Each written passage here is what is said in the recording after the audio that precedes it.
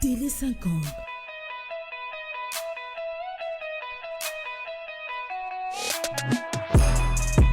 La révolution médiatique continue sur vos smartphones. Cliquez les www.tele50.cd. Alors, vous êtes automatiquement en live streaming 24 heures sur 24, une utilisation qui vous permet de nous suivre en primeur.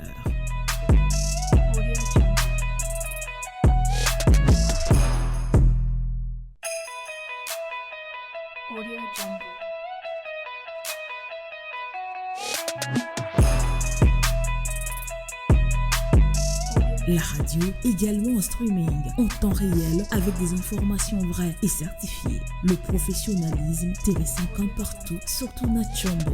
Cliquez.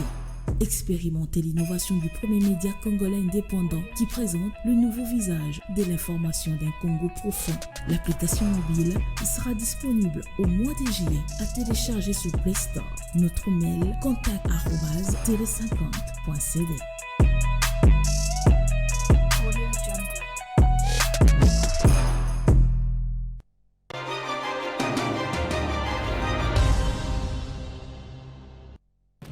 Voilà, merci beaucoup. Alors, on va parler de la révision constitutionnelle, des réformes au sein des finances publiques, de l'actualité en République démocratique du Congo avec un jeune, Pat Lulendo.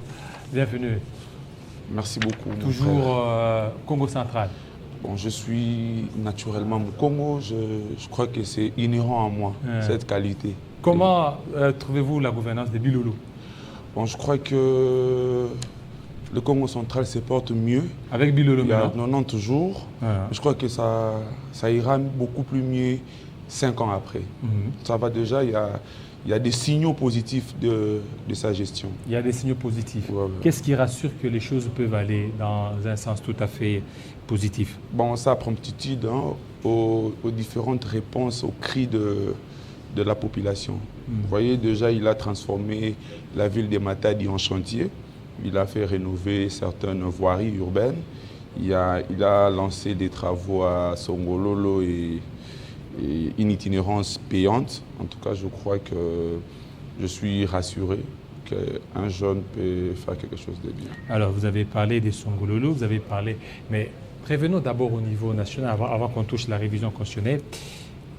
Au niveau du gouvernement souminois, il y a des réformes qui sont envisagées dans plusieurs secteurs, comme les secteurs, par exemple, des finances publiques. Est-ce que vous ne voyez pas qu'avec Doudou Famba, il risque de répéter les mêmes erreurs que son prédécesseur, Nicolas Kazadi? Déjà, je crois que ça sera, pour ne pas dire impossible, ça sera très difficile. Pourquoi? Parce que Doudou Famba, aussitôt arrivé au ministère des Finances, après son état dédié, il a constaté des choses et il fallait passer aux réformes. Alors pour y arriver, il devait garantir une gestion rigoureuse des ressources de la République et renforcer la transparence et diminuer les pratiques financières illicites, tant décriées par la population congolaise. Mais comment il peut y arriver pour lutter contre tous ces antivaleurs qu'il a rencontrés aussitôt venu? Il fallait passer aux réformes. Il y a plusieurs réformes qu'il envisage, mais les toutes premières, pendant le 100 premiers jours de sa gestion au ministère des Finances, Doudou Famba a pensé à créer un compte unique de trésor public. Compte unique des trésors publics. Il n'a pas voulu continuer avec la multiplicité des comptes en République démocratique du Congo. Voilà.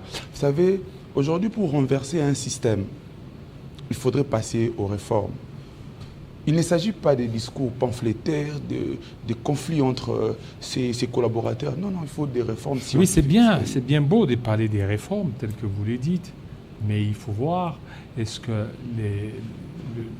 le moment s'y prête pour parler de ces réformes? Est-ce que ces réformes seront bien appréciées, seront bien comprises dans la société ou seront bien acceptées? Parce qu'une fois que les réformes sont mal entamées, ce sont les consommateurs qui risquent vraiment de combattre ces réformes-là. Non, mais déjà, je crois que dans les 100 premiers jours de Doudou, on peut retenir les résultats probants. Quand on parle d'un compte unique, du Trésor, il va centraliser toutes les recettes de la République. Et ça a permis aujourd'hui, je peux te donner une anecdote d'un fonctionnaire. J'ai un oncle fonctionnaire qui me dit, mais mon petit, tu sais que je peux même redevenir encore dans ma vie d'infidélité, parce qu'avec Doudou Fouamba... Il ne faut pas dire ça. Mais je te dis, il me dit, on me paye à l'air, le respect. Mais tout ça, ce sont de... Pendant 100 jours, je crois que si la première réforme apportée produit des résultats, je crois que les autres qu'il va ramener va encore produire beaucoup plus de résultats. Beaucoup. Oui, mais il y a certains chantiers qui sont restés jusque-là inachevés. Est-ce que Doudou Fouamba, lorsqu'il voudra certainement apporter quelque chose par rapport à ces chantiers, ne risque pas de s'enfoncer davantage? Non, vous savez, dans l'ancienne, comment je dis, dans l'ancien système, le ministre des Finances était appelé comme gardien du Trésor. Lui, il n'est pas là pour... il ne va exécuter que ce qui est prévu dans les dépenses publiques. Si on nous demande, par exemple, il faudrait construire des routes à Kinshasa et que ça passe dans des voies rationnelles, je crois que Doudou Fouamba, voilà, aujourd'hui, il a décanté, sa promptitude, il a décanté les problèmes des enseignants. Je crois que déjà... Le problème des enseignants. Mais je vous assure. Non. Mais aujourd'hui, déjà... Jusque-là, les dossiers qu'ils ont dit que... Les dossiers se trouvent à la Banque centrale. Voilà, au niveau de la Banque centrale, mais les enseignants continuent à être en grève. Mais naturellement, parce que c'est pas encore... La Banque centrale, c'est tout un système. Vous savez, il y a un système qui doit y arriver, la paye, jusqu'à la paye. Donc, ils doivent...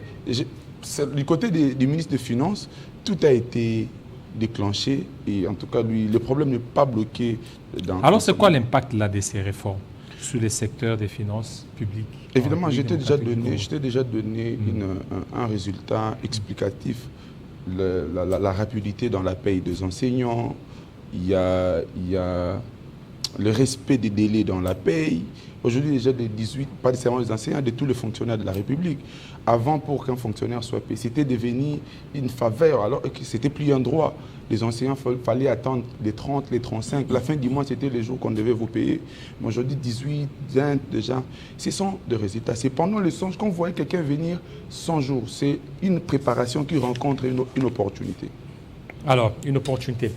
Parlons maintenant de la révision constitutionnelle en République démocratique du Congo. C'est les débats qui font surface.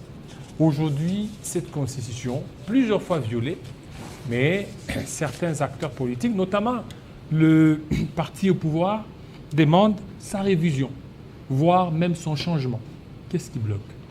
Bon, moi je pense que cette question-là, je crois qu'on aura un temps, nous allons discuter avec ça. Mais aujourd'hui, avant d'y arriver, parce que c'est un problème d'opportunité ou d'inopportunité, est-ce que c'est opportun à ces moments d'en parler? Bon, je ne sais pas.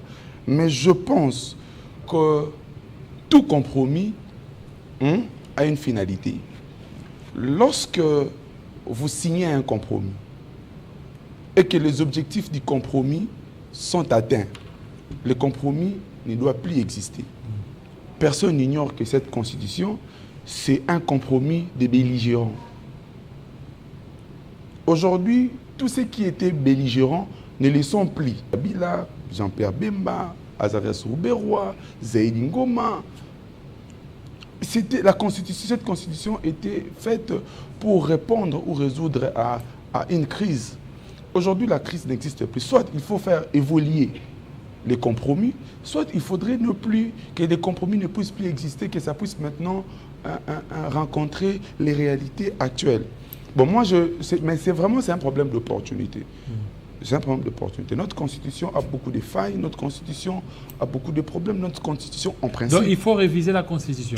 Moi, personnellement, d'ailleurs, Qu'est-ce qui dérange? Moi, d'ailleurs, je ne parle pas de la révision de la constitution. Pas du changement. Moi, je parle du changement de cette constitution. Donc il faut aller à la 4e République. Naturellement, pourquoi? Parce que c'est pas impossible. La France, qui est la grande sœur de notre constitution, ne plus un modèle pour la démocratie au monde. On ne doit plus continuer à faire le mimétisme avec un pays qui, en vrai, ne plus un modèle démocratique. Donc, je parle d'opportunité.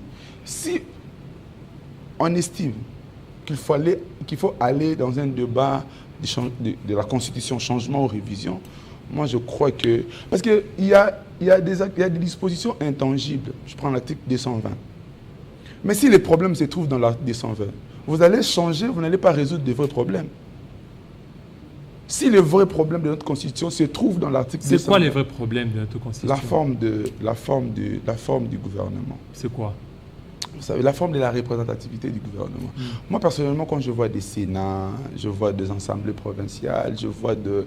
Il y a un moment, nous avons... Est-ce que vous croyez qu'aujourd'hui, même avons... si on changeait des constitutions telles que vous le voulez, il n'y aura pas des violations? Non, ben, les violations... Est-ce que faudra-t-il changer les mentales d'hommes ou faudra changer les textes? Non, vous savez, le changement de mentalité vient par de réformes.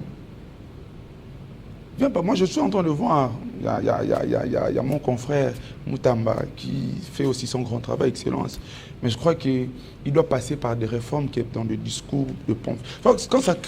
La République démocratique du Congo, on peut réussir que par des réformes des systèmes. Et ces réformes des systèmes doivent passer par des lois, des textes. Parce qu'il y a l'opportunité, cette constitution elle-même parle de l'opportunité de sa révision.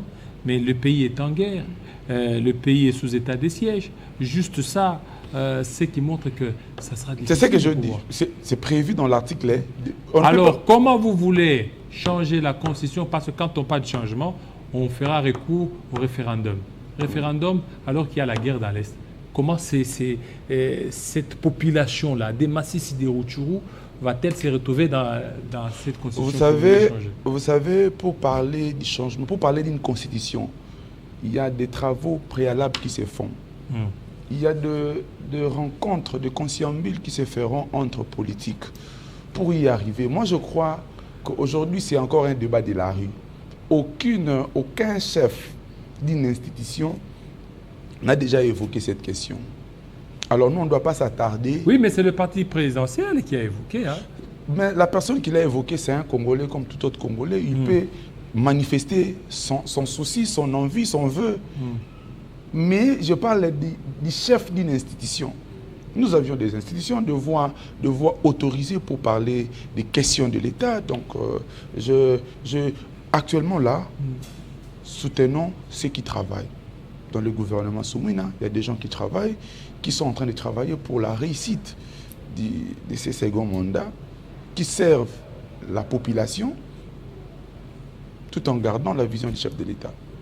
Entre autres, le ministre des Finances. Donc voilà, le débat de la Constitution, c'est un bon débat, mais attendons que ces débats quittent les cadres de la rue, pour qu'il soit dans les cadres institutionnels. Évidemment. Merci beaucoup, Pat Lulendo. Ça fait longtemps que je vous ai reçu. Hein. Vraiment, cette année, vous n'êtes pas passé ici chez nous? Si, je suis passé une fois. J'étais ici, je vous avais dit que Grace Bilolo sera confirmé gouvernement. Merci beaucoup, Pat Lulendo. Et bienvenue. Bon retour au Congo central. Merci beaucoup. Vous êtes au niveau de Boma? Boma ou bien Mwanda? Boma chez moi, je suis chez moi à Boma. Oui. Merci beaucoup. Alors, merci à tous les Bomatraciens, merci à tous les Mwandais, merci à tous les Matadiens, merci à tous ceux qui nous suivent de partout en République démocratique du Congo, de l'Est à l'Ouest. Restez branchés sur Télé 50. Tout à l'heure, la grande édition de Christopher Otchoko. Portez-vous très bien. À très bientôt.